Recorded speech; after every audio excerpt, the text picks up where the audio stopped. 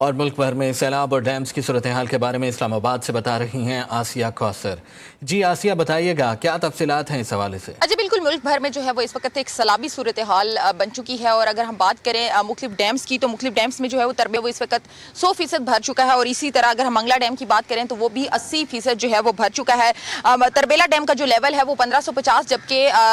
Mangla dam کا جو level ہے وہ 1223 ہے۔ اسی طرح اگر ہم اسلام آباد کے ڈیم کی بات کریں، راول ڈیم کی، تو راول ڈیم میں جو ہے وہ 1751 فٹ کا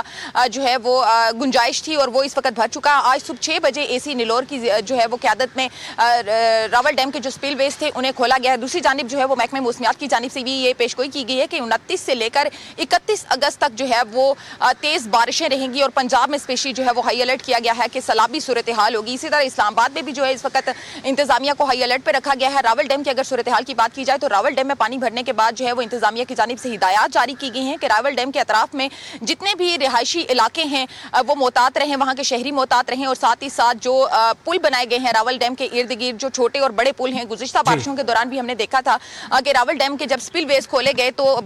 جو ہے وہ پل کے اوپر سے گزرتے ہوئے ایک شہری جو ہے اس پانی کے اندر ڈوب گیا تھا۔ اب انتظامیہ کی جانب سے یہ ہدایات جاری کی گئی ہیں کہ ایسی صورتحال میں ان پلوں کے اوپر سے جو ہے وہ گزرنے سے گریز کیا جائے۔ دوسری جانب محکمہ موسمیات اور NDA میں بھی بارہا جو ہے وہ یہ ہدایات جاری کر چکا ہے کہ جیسے ہی کوئی سیلابی صورتحال ہو تو ایسی جگہ جہاں پر زیادہ پانی ہے یا جو ڈیم کے ارد گرد، چاہے وہ اسلام آباد ہے یا چاہے پنجاب ہے، ڈیمز کے ارد گرد کے جو علاقے ہیں، نشیبی علاقے ہیں، انہیں ہدایات جاری کی گئی ہیں کہ وہاں کے شہری جو ہیں وہ محتاط رہیں اور ایسی جگہوں سے گزرنے سے گریز کریں جہاں پر پانی کا بہاؤ جو ہے وہ تیز ہو سکتا ہے، یا جہاں پر جو ہے وہ پل بنائے گئے ہیں، کیونکہ جب بھی راول ڈیم کے سپل ویز کھولے جاتے ہیں تو جو ارد گرد کے اطراف میں پلز بنائے گئے ہیں ان پلوں کے اوپر سے جو ہے یہ پانی گزرنا شروع ہو جاتا ہے، جس کے بعد جو ہے وہ شہریوں کو نقصان ہوتا ہے۔ گزشتہ بارشوں کے دوران بھی ہم نے دیکھا کہ جب راول ڈیم کے سپل ویز کھولے گئے تو مختلف جگہوں کے اوپر جو ہے وہ گاڑیاں بھی پانی کے اندر ڈوبی اور شہریوں کو بھی نقصان ہوا۔